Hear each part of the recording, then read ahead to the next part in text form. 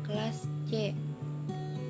Baik, di sini saya akan menjelaskan tentang tugas kewirausahaan agribisnis, yaitu dengan tugas tentang Business Model Canvas atau BMC.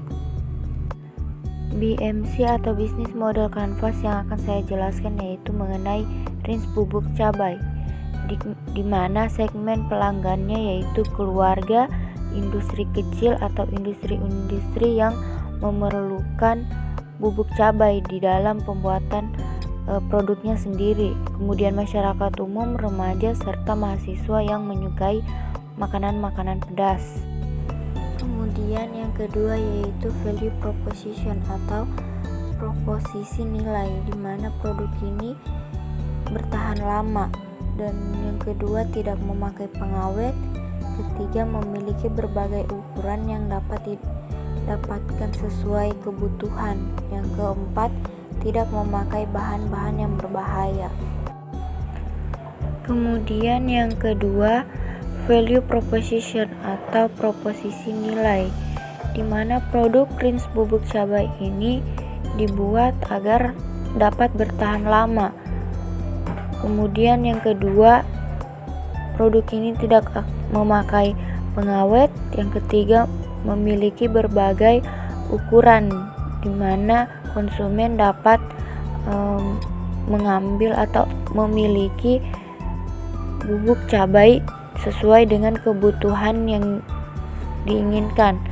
Yang keempat,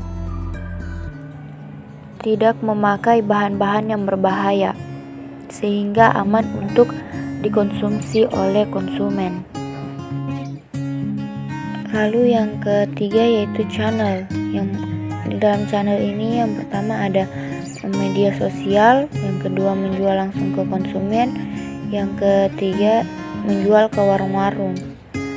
Lalu yang keempat yaitu customer relationship. Yang pertama kita menjual langsung atau online atau outlet. Yang kedua produsen keripik pedas, basreng dan lain-lain sebagainya, di mana produsen-produsen ini memproduksi suatu makanan yang menggunakan bubuk cabai. Yang ketiga minimarket, toko dan warung. Kemudian ada review streams, yaitu arus pendapatan. Arus pendapatan dari bisnis range bubuk cabai yaitu memiliki dua arus pendapatan. Yang pertama dari penjualan bubuk cabai dan yang kedua penjualan cabai merah. Jadi dapat kita menjual cabai yang belum diproses sebagai bubuk cabai. Setelah itu ada key resource atau sumber daya utama, di mana dalam pembuatan produk range bubuk cabai ini memerlukan yang pertama yaitu modal awal, kedua petani cabai, ketiga sumber daya manusia, keempat lokasi penjualan, dan yang kelima peralatan yang modern dan alami. Setelah key resource yaitu ada key activities atau aktivitas utama. Dalam aktivitas utama pada pembuatan range bubuk cabai, yang pertama yaitu membeli bahan, yang kedua membuat produk, ketiga melakukan pengemasan, kemudian yang terakhir melakukan promosi.